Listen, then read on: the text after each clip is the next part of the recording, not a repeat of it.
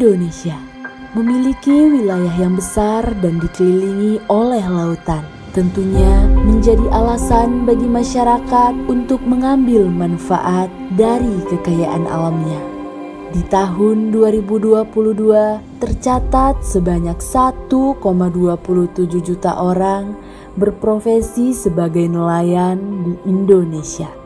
Dinas Kelautan dan Perikanan Provinsi Sumatera Barat mencatat pada tahun 2019 sebanyak kurang lebih 16.222 orang berprofesi sebagai nelayan, terdiri dari nelayan buruh, nelayan kecil, dan nelayan tradisional.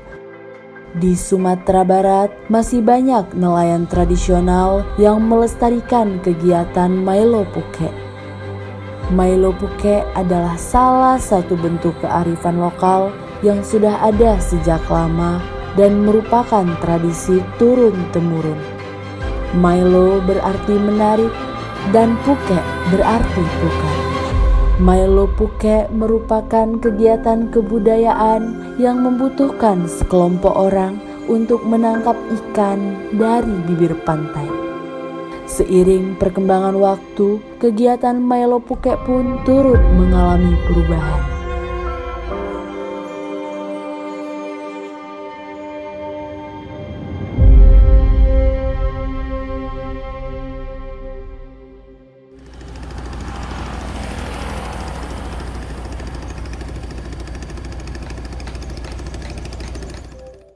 Kalau kita bentang sejarah, nenek moyang kita itu betul apa yang dikatakan orang, yaitu ahli bintang, karena beliau kerja seharinya cuma melaut.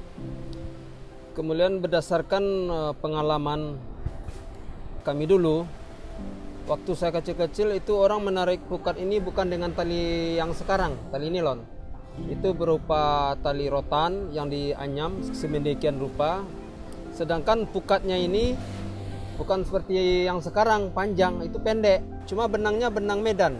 Kalau benang medan ini cepat lapuk dan putus. Kemudian setelah bersilang waktu, udah ada kemajuan, digantilah tali rotan ini dengan tali ijo. Cuma lama kelamaan gak kuat lagi, digantilah sama yang titoron atau nilon. Benangnya pun untuk jalannya diganti dengan benang titoron.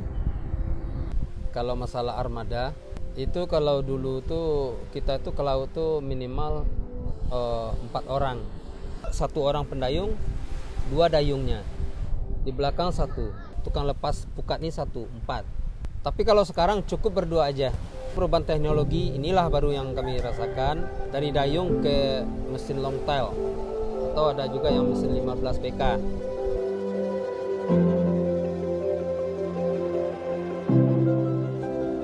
Maelo Puke memiliki cara yang unik dalam menangkap ikan, dengan mengantarkan pukat ke tengah laut dan menarik talinya di 2 sisi dari bibir pantai.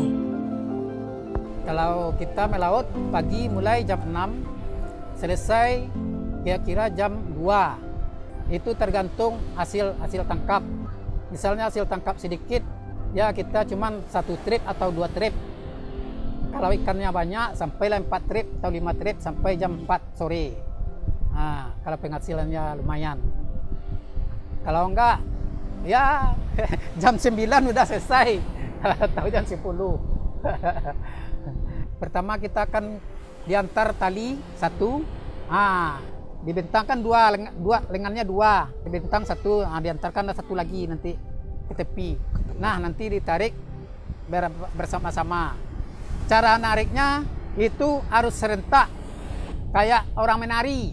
Misalnya kiri kiri, kanan kanan, itu kayak gitu. Kalau nggak serempak, kita narik pukat tuh pinggangnya sakit, berat terasa. Pakai pinggang dengan tali 1,5 meter lah untuk mengikatkan. Harus serentak kayak orang menari. Itulah keunikannya narik pukat. Nah, ini enaknya, uniknya di sini, ya kan? Mana ada orang narik pukat tuh maju mundur dia, samping mundur dapat uang. Kalau kami nggak perlu kertas pena itu, cukup tali 1 meter aja udah dapat uang. Tidak jauh berbeda dengan kegiatan nelayan lainnya, kegiatan Milo Puke juga memiliki kendala dalam menangkap ikan, baik itu faktor alam dan juga aturan yang dibuat oleh pemerintah. Kalau dihitung-hitung ya, kalau 1 bulan itu kan 30 hari. Kita kalau bisa laut ini cuma 23 hari. 23 hari atau malahan bisa 15 hari. Nah, itu kegiatan kita. Kendala sama apa? Yang pertama hujan, angin ribut atau badai. Nah, itu kita nggak bisa. Yang ketiganya itu masalah pintu muara. Pintu muara itu kan tidak ada saringan, apa aja masuk. Kadang-kadang kayu besar-besar hanyut, tenggelam di tengah. Nanti kita mukat, nyangkut, sobek, hasil tidak ada. Itulah kendalanya. Ya kalau ada rezeki kami ya lah. Bisalah 1 tarik tuh gaji 50. Kalau udah dapat 4 tarik, udah 200, lebih besar dari pegawai. Itu kalau Nah itu musim. waktu kenanya. Itu musim. Tapi kalau ndaknya udah 4 kali 10.000 gaji cuma. Beli apa aja nggak dapat, beli lontong. Tambah rokok 2 batang udah habis. Untuk rumah gimana? Nah, itu jaminan hidupnya tidak tahu. Kalau nelayan kan udah ada kartu nelayannya. Nah, sebenarnya kartu nelayan itu kan bermanfaat untuk aktivitas atau pembeli BBM. Ini nggak ada fungsi. Kartu nelayan itu nggak ada fungsi. Kita minta juga rekomendasi dari Dinas Perikanan. Padahal kan itu kalau sudah ada kartu nelayan itu kan udah bukti itu dia nelayan. Ini enggak, harus ada surat rekomendasi. Susah pula lagi itu, berjangka. Jangkanya sekali 3 bulan, udah habis 3 bulan bikin lagi surat rekomendasi. Katanya BBM untuk nelayan subsidi, padahal nggak ada subsidi untuk nelayan. Berapa harga pertalit? 10.000. Untuk nelayan juga 10.000. Membelinya juga susah. Mengambilnya. Kegiatan Milo Puke memiliki keuntungan bagi masyarakat pesisir pantai untuk keberlangsungan perekonomian mereka dan juga membuka lapangan kerja bagi masyarakat yang membutuhkan. Mungkin ya masyarakat kita atau ibu-ibu nelayan ini dia mikir juga ini. Modalnya cuma 50.000 dapat ikan. Ya daripada terbuang lah, kita coba lah mencari ikan. Kami pun tidak marah.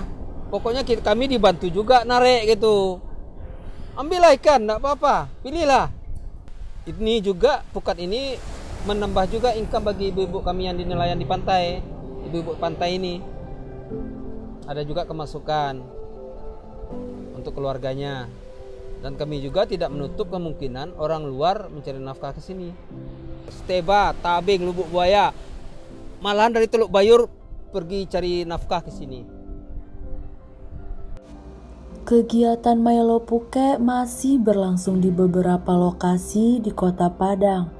Akan tetapi karena perubahan geologi dan juga generasi penerus yang tidak ada, beberapa tempat sekarang mulai berkurang.